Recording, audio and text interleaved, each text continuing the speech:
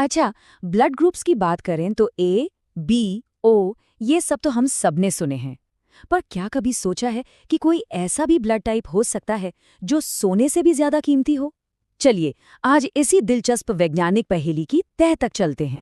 जरा सोचिए ये कितना ज्यादा रेयर होगा कि पूरी दुनिया में, पूरी पृथ्वी पर अब तक सिर्फ 50 से भी कम लोगों में इसकी पुष्टि हुई है। हाँ, आपने सही सुना, पूरी दुनिया में बस गिनती के कुछ लोग। तो आज हम क्या क्या जानने वाले हैं? सबसे पहले समझेंगे कि दुनिया का सबसे रेयर ब्लड आखिर है क्या। फिर ब्लड टाइप की साइंस में उतरेंगे, आरएच फैक्टर को समझेंगे और फिर पर्दा उठाएंगे इस गोल्डन ब्लड के राज से। हम ये भी देखेंगे कि ये वरदान है या अभिशाप, और आखिर में बात करेंगे इसके भविष्य की। चलिए, तो सीधे पहले खंड पर आते हैं। इसकी यही अविश्वसनीय दुर्लभता और वैज्ञानिक अहमियत है जो इसे इसका मशहूर नाम गोल्डन ब्लड देती है। तो सबसे पहले बेसिक चीज से शुरू करते हैं। हमारा खून बनता किस चीज से है? देखिए, मोटे तौर पर खून के दो हिस्से होते हैं।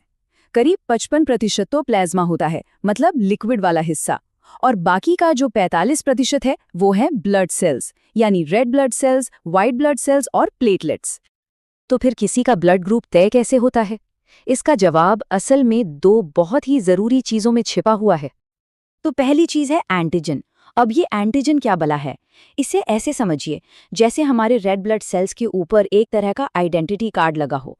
ये प्रोटीन ही हैं जो एक पहचान पत्र की तरह काम करते हैं और यही तय करते हैं कि किसी का ब्लड ग्रुप ए है, बी है या फिर ओ। और अगर एंटीजन पहचान पत्र है तो एंटीबॉडी हमारे शरीर के सिक्योरिटी गार्ड हैं। ये प्लाज्मा में घूमते रहते हैं और शरीर को किसी भी बाहरी या गलत ब्लड टाइप से बचाने का काम करते हैं। लेकिन कहानी बस इतनी सी नहीं है। ब्लड टाइपिंग की पहेली में एक और बहुत जरूरी टुकड़ा है जिसे आरएच फैक्टर कहते हैं। जी हाँ, ये वही पॉजिटिव या नेगेटिव है जिसके बारे में हम सब हमेशा सुनते हैं। असल में आरएच फैक्टर भी एक तरह का एंटीजन ही है। ये भी एक खास प्रोटीन है जो या तो हमारे रेड ब्लड सेल्स की सतह पर मौजूद होता है या फिर नहीं होता।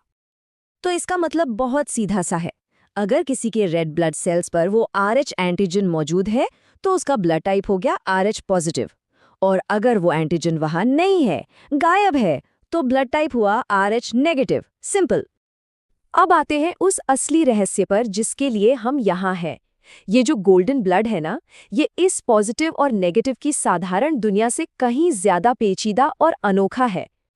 क्योंकि गोल्डन ब्लड न तो पॉजिटिव होता है और ना ही नेगेटिव। तो फिर सवाल उठता है, ये आखिर है क्या?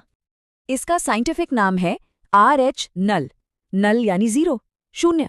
इसका मतलब ये है कि इस ब्लड में आरएच सिस्टम का सिर्फ एक एंटीजन नहीं, बल्कि पूरे के पूरे 61 एंटीजन्स सब के सब गायब होते हैं। इसीलिए इसे कहते हैं आरएच नल। अब सोचिए, इतने अनोखे खून के साथ जीना किसी दो धारी तलवार पे चलने जैसा है। ये एक ही समय पर एक बहुत बड़ा वरदान भी है और एक बहुत बड़ा अभिशाप भी। और यहीं पर इसका सबसे बड़ा पैराडॉक्स है। एक तरफ ये खून किसी भी रेयर आरएच ब्लड टाइप वाले इंसान के लिए जिंदगी बचा सकता है, मतलब ये एक तरह का सुपर यूनिवर्सल डोनर है। लेकिन दूसरी तरफ अगर इस ब्लड वाले इंसान को खुद कभी खून की जरूरत पड़ जाए तो वो सिर्फ और सिर्फ किसी दूसरे आरएच नल डोनर से ही खून ले सकता है, और कोई दूसरा ऑप्शन ही नहीं है। और इस वजह से सेहत से जुड़ी चुनौतियां भी बहुत हैं। सोचिए, डोनर मिलना तो लगभग नामुमकिन है। इसीलिए इन लोगों को अक्सर सलाह दी जाती है कि वो पहले से ही अपना खून डोनेट करके उसे स्टोर करवा लें अपने खुद के लिए। इतना ही नहीं, आरएच प्रोटीन की कमी की वजह से इनके रेड ब्लड सेल्स की बनावट में भी कुछ कमजोरी आ जाती है, जिससे इन्हें हल्के अनीमिया का खतरा भी बना रहता है।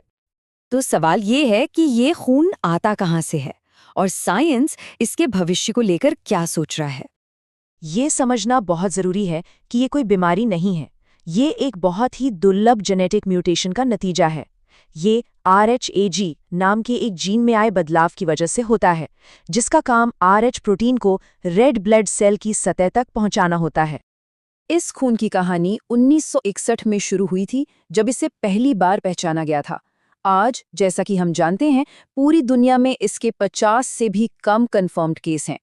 और अगर भविष्य की बात करें तो वैज्ञानिक इसे लैब में बनाने की कोशिशों में पूरी तरह से जुटे हुए हैं। तो फिर साइंटिस्ट का अल्टीमेट गोल क्या है?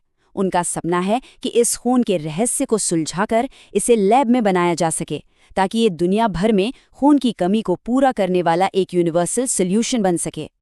और ये पूरी बात हमें एक बहुत बड़े सवाल पर लाकर छोड़ देती है। बस एक पल के लिए सोचिए, अगर हम इस नायाब, इस कीमती खजाने को लैब में बनाने में कामयाब हो गए, तो ये मेडिकल साइंस की दुनिया को किस तरह से बदल कर रख देगा। ये कितनी बड़ी क्रांति होगी।